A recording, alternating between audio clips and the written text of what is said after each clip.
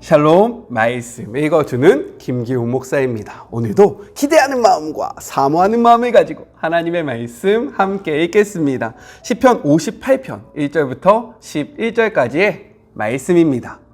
어찌하여 나라를 이처럼 경영하느냐? 국회에 정직한 정치인이 있더냐? 너희는 마쿠에서 떠들썩하게 악을 꾸미고 닫힌 문 뒤에서는 악마와 거래하는구나. 악인들은 태어나자마자 잘못된 길로 간다. 모태에서 나면서부터 거짓말을 내뱉으니 그들의 갈라진 혀에서 떨어지는 것은 독, 치명적인 방울뱀 독. 그들은 위협도 홀리는 소리도 듣지 못하니 수십 년치의 귀지가 귀 속에 켜켜이 쌓인 탓이다. 하나님, 저들의 일을 박살내셔서 이빨 없는 호랑이 신세가 되게 하소서.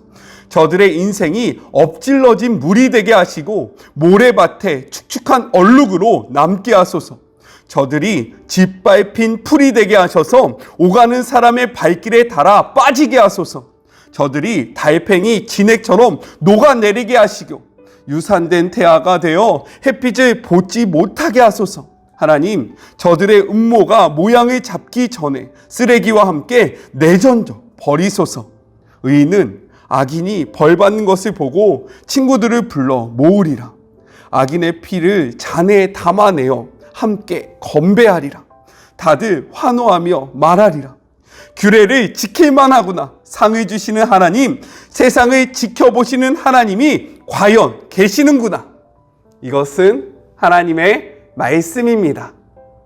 삶의 자리가 시작되는 월요일이 되었습니다. 우리는 지금 사순절을 보내고 있는데요. 그렇기 때문에 더욱더 하나님의 말씀을 깊이 묵상하고 이것을 삶으로 살아내요. 하나님 사랑과 이웃 사랑을 실천하는 그런 한 주간이 되었으면 좋겠습니다.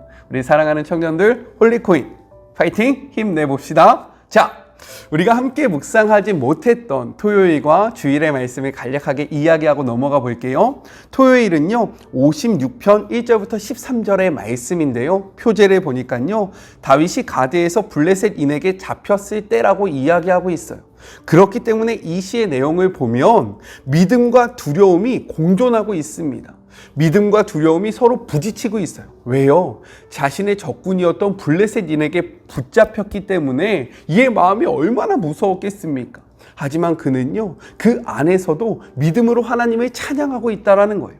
그렇기에 이 말씀을 통해서 모든 상황 속에서 특별히 두려움이 임할 때에 그러할 때도 우리의 마음을 지키고 하나님을 바라보고 하나님을 찬양하는 것이 너무나도 중요하다는 것을 묵상했을 거라 생각합니다. 그렇죠? 자, 주일 말씀은요 57편 1절부터 11절의 말씀인데요. 표제를 보니까 다윗이 사울을 피하여 굴에 있었던 때라고 기록되어 있습니다.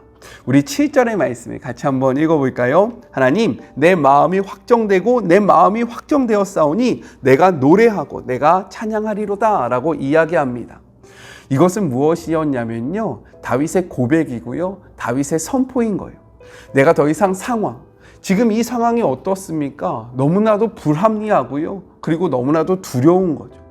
나는 아무런 죄가 없지만 오해를 받아서 계속해서 도망하고 있고요. 나의 목숨이 어떻게 될지 모르는 이러한 두려움 가운데, 이 상황 가운데 그럼에도 불구하고 내가 내 마음을 지키겠습니다.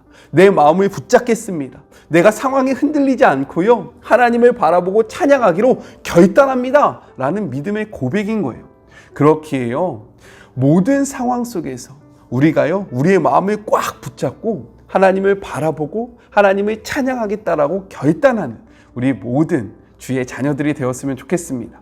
주의 묵상 같이 은혜 받으면서 하셨죠? 저는요, 이 말씀이 참 은혜가 되더라고요. 오늘의 말씀을 같이 한번 나눠볼까요?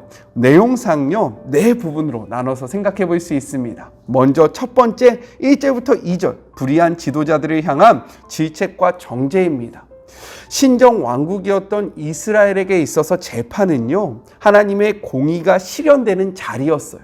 왜냐면요 그들에게 있어서 법이란 하나님의 말씀 십계명을 기초로 하고 있었기 때문에 그 법은 곧 하나님의 말씀이었습니다.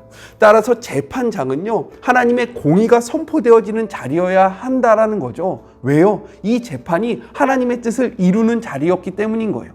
하지만 이 지도자들, 특별히 재판을 진행하는 자들이요, 불의를 행했다라는 거예요. 하나님의 정의, 하나님의 공의, 하나님의 하나님 되심이 선포되어지는 그 자리를요, 자신의 마음대로 바꾸고요, 불의를 선포한다라는 거죠. 이것은 어떠한 의미냐면요, 하나님을 대적하는 거예요. 하나님을요, 변질시키는 겁니다. 그렇기 때문에 다윗은요, 이것을 용납하지 않고 정죄하고 그리고 이것에 대해서 지적하고 있는 거예요. 특별히요, 2절의 말씀을 같이 한번 읽어볼까요? 아직도 너희가 중심에 악을 행하며 땅에서 너희의 손으로 폭력을 달아 주는도다 라고 이야기하고 있습니다. 여기서 중심은요, 마음을 이야기하는 거예요.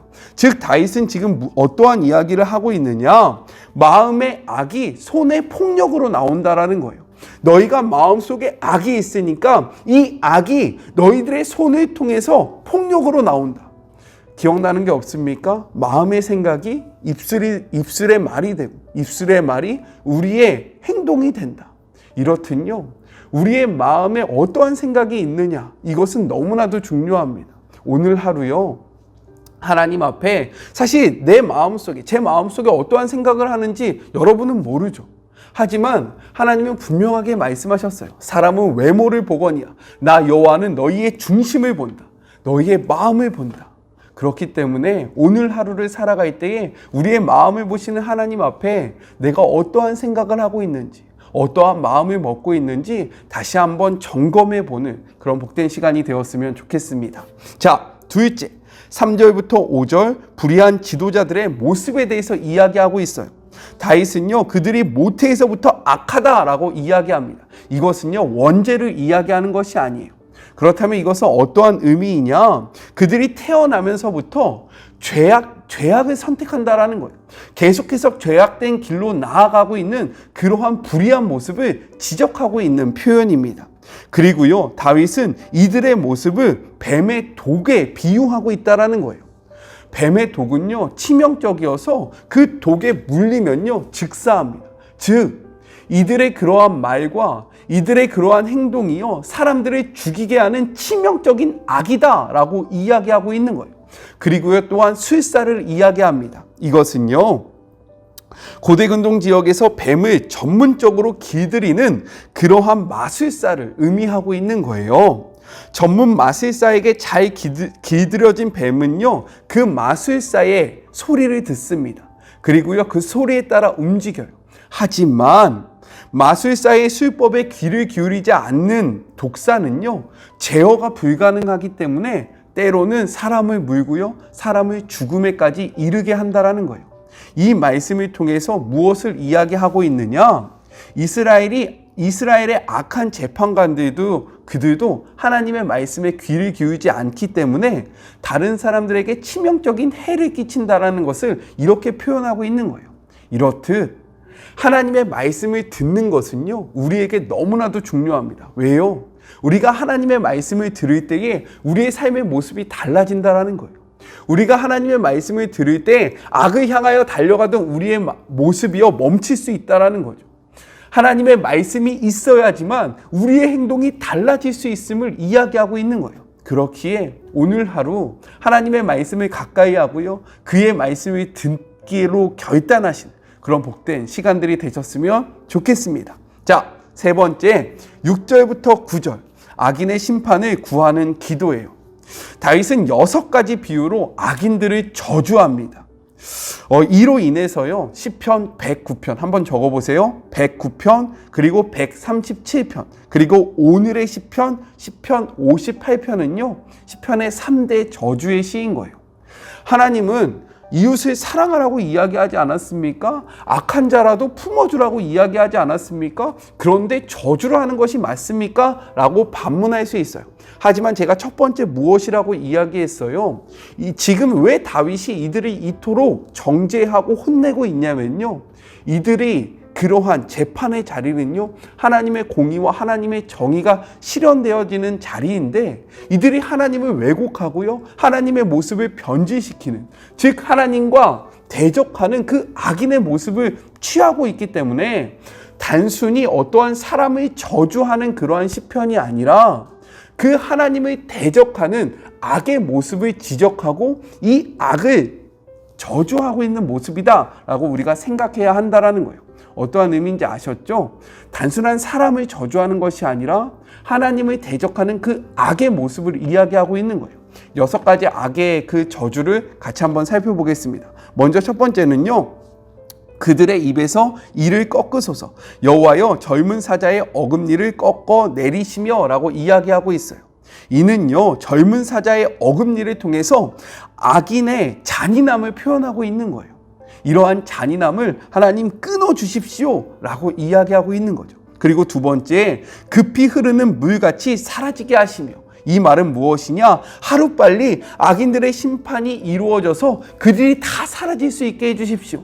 급한 물에 모든 것이 쓸려나가는 것처럼 이러한 악인들이 쓸려나가기를 원합니다 라고 이야기하고 있는 거고요. 세 번째, 겨누는 화살이 꺾임같이 하시며 라고 이야기합니다. 이것은요, 악인들이 악을 계획하고 이것들을 실현하기에 앞서서 그 화살이 꺾여서 화살을 쏠 수 없는 것 같이 되게 하여 달라.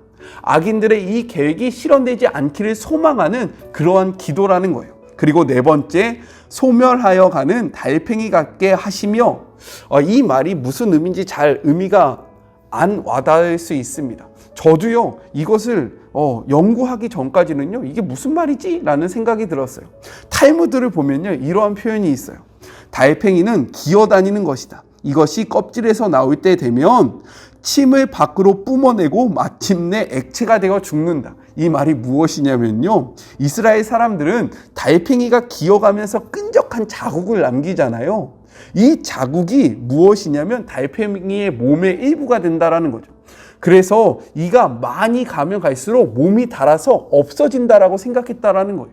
그렇기 때문에 이렇게 이야기하는 거죠. 그렇다면 이 비유는 무엇이냐?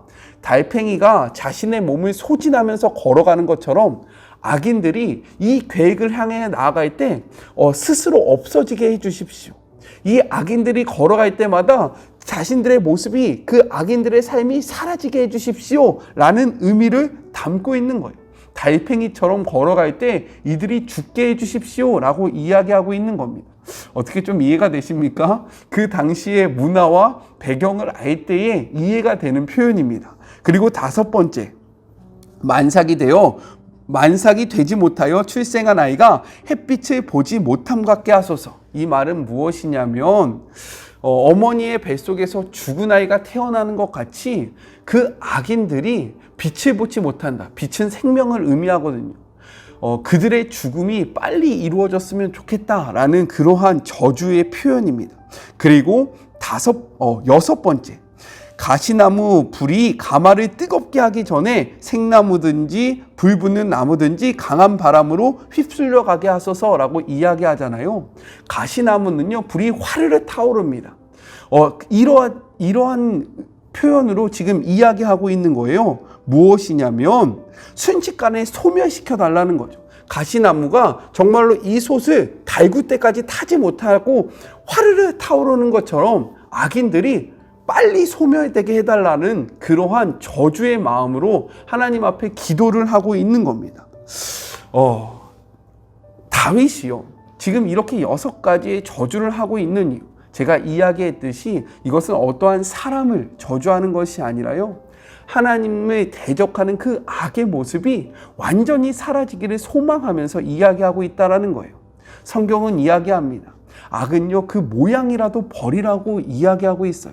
오늘 하루 나의 삶 속에 하나님을 대적하는 그 악의 모습이 있다면 이 악의 모습을 버리기에 노력하시고 결단하시고 선포하시는 그런 복된 하루가 되었으면 좋겠습니다. 마지막 네 번째예요. 10절과 11절, 의인의 확신과 하나님의 심판입니다. 우리 10절 후반절의 말씀을 같이 한번 읽어볼게요.